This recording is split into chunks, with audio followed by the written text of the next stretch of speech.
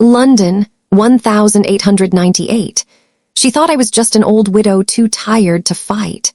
Lydia Moreau, my brand-new daughter-in-law, arrived at Ashford Hall the morning after her wedding with a notary in tow. Papers were laid out in front of me like they were dealing cards at my own funeral. I smiled, sipped my tea, and said, "Perfect timing. But before I sign anything, why don't we make a quick stop at Scotland Yard? Inspector Harrington has been waiting to see these letters you wrote to your Paris partner." The color drained from her face faster than candle wax on a hot flame. "You want to know how a 68-year-old widow cornered the woman who married my son just to steal my estate? Sit tight. This story begins with humiliation in a ballroom and ends with handcuffs at dawn. The bells of St. Matthew's Church rang out over the London fog, solemn and beautiful, as my only son Henry took Lydia Moreau's hand. She looked radiant in lace and pearls, the kind of beauty that made people forget to look deeper. I sat in the pew where, 35 years earlier, I had married Henry's father. My heart whispered that maybe, just maybe, I could finally stop carrying Ashford Hall on my shoulders. At the reception in the grand ballroom of the Ashford country estate, the humiliation began. Crystal chandeliers sparkled, champagne glasses clinked, and whispers swirled like smoke. Lydia stood, her French accent lilting, every word sharpened like glass. "Eleanor has been such a blessing," she announced to a circle of fashionable ladies. "She gave us a generous sum toward the household, and of course she will stay with us now in Ashford Hall. It would be far too dangerous for a woman of her age to live alone." The women smiled politely, but I caught the glances, those pitying looks that say, "Poor old woman," still clinging, still dependent. My cheeks burned. Lydia hadn't mentioned the truth. I had loaned them that money, £1,000 scraped together by selling family heirlooms and eating porridge for months. The real blow came when Henry, glass in hand, tried to toast. "To my dear mother, who has always stood by me." The room applauded lightly, but then Lydia placed her hand on Henry's arm, her eyes glinting. "And let us also honor Eleanor for reminding us that a mother's duty is never over. She has shown me that even at 68, one must continue to provide, financially and otherwise." But the silence was suffocating. Her words landed like stones on my chest. What she painted as devotion sounded like dependency. I knew, in that moment, that Lydia wasn't just building a family. She was laying the foundation for something far more dangerous. The next morning, danger knocked on my door, wearing a silk gown and carrying legal papers. The morning after the reception, the echo of Lydia's toast was still ringing in my ears when I heard the crunch of carriage wheels outside Ashford Hall. Lydia swept in, silk dressing gown flowing, with a London notary shuffling behind her. His leather briefcase looked more like a weapon than a tool. They sat at my oak dining table, my table, papers spread across the surface like a surgeon preparing for an operation. "Mrs. Whitcomb," the notary began politely, "your son and daughter-in-law have arranged a simple transfer. It would put Ashford Hall entirely under their stewardship, while ensuring you are comfortably settled in St. Augustine's home for ladies. An asylum for the frail," Lydia added smoothly, her eyes like cut glass. "You'll be cared for, safe, surrounded by people your own age." My hand trembled only slightly as I lifted my teacup. "And what happens to my share of Ashford Hall?" Lydia's smile didn't waver. "Consider it a wedding gift to your son. Surely you want Henry to be happy." I didn't sign that morning. Instead, I excused myself with the grace of an old lady who supposedly needed her rest. Lydia smirked, certain I'd cave. But in the privacy of my chambers, I unlocked the iron-bound chest my late husband had left me. Dust rose as I pulled out the documents Lydia thought had long been forgotten. The original deed naming me as co-owner of Ashford Hall for the duration of her natural life. The loan contract, £1,000, signed by Henry himself, promising repayment within 2 years.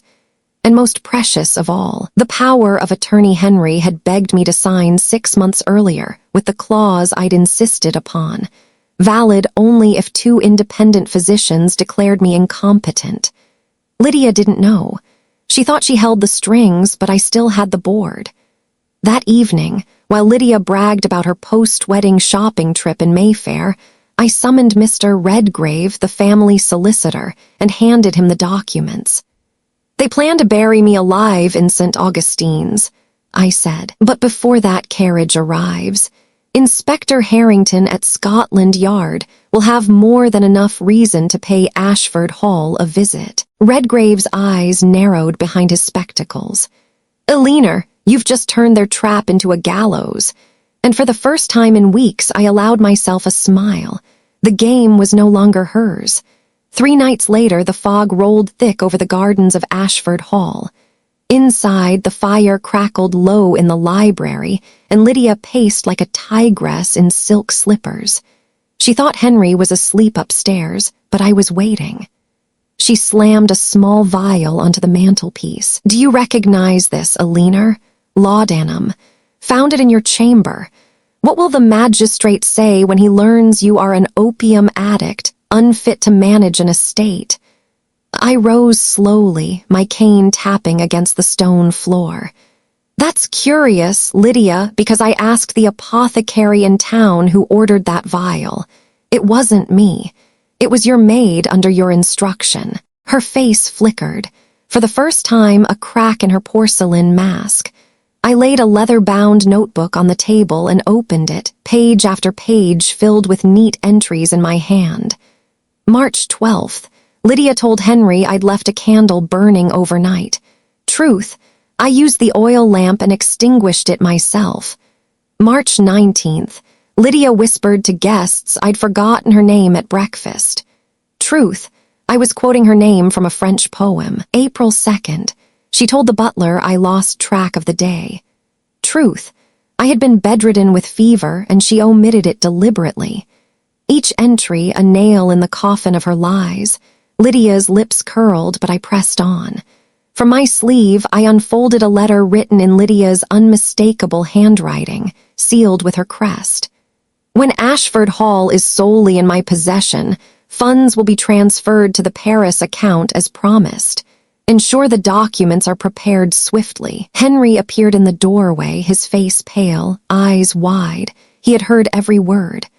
"Lydia, what is this?" His voice cracked, boyish again, as if 40 years had crumbled away. She tried to laugh, but it rang hollow. "It's nothing, Henry, just business correspondence. Your mother twists everything." I placed the deed, the loan contract, and the power of attorney clause beside the letter like cards on a gaming table. The truth lay in plain sight, undeniable. Henry's hands shook as he picked up the paper. "You swore you married me for love, not for this." Lydia's mask shattered completely then. Her eyes blazed with contempt. "Love doesn't keep a roof over our heads. Love doesn't pay debts. I married you for Ashford Hall, for comfort. For a future your fragile mother refuses to surrender." Silence fell, heavy as lead. The fire popped and Henry flinched. He finally saw what I had seen from the start, a predator dressed in white silk. The next afternoon, the same carriage wheels ground against the gravel drive of Ashford Hall.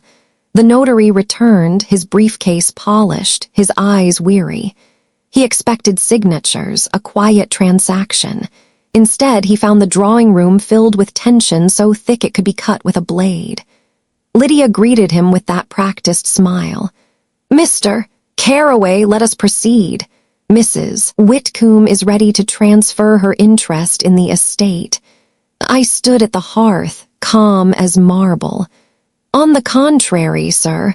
Before you uncap your pen, allow me to introduce a guest." The heavy door swung open, and Inspector Harrington strode in, Scotland Yard badge gleaming beneath his overcoat. His presence was like a thunderclap in the room. "Mrs. Lydia Moreau Whitcomb," he announced, voice firm. You are under investigation for conspiracy to defraud, manipulation of a legal ward, and attempted coercion of property transfer." The notary froze, papers halfway out of his case. Lydia's smile collapsed. "This is absurd," she snapped. "She's a senile old woman, not fit to handle." Harrington cut her off with a raised hand. "We have her physician's affidavit confirming full mental competence. We also have your correspondence with a Paris banker, the forged narrative of her decline, and the false evidence of laudanum addiction. Do you wish me to read the letter aloud?" Henry stood in the corner, his face ashen, but when the inspector spoke, he nodded. "I've read it myself," Henry said quietly. "It's true." Lydia's composure shattered. She turned on Henry, voice dripping venom. "You coward! I married you for a future, and you sided with this relic instead." Henry flinched but did not move. 2 constables entered, placing cuffs around Lydia's wrists.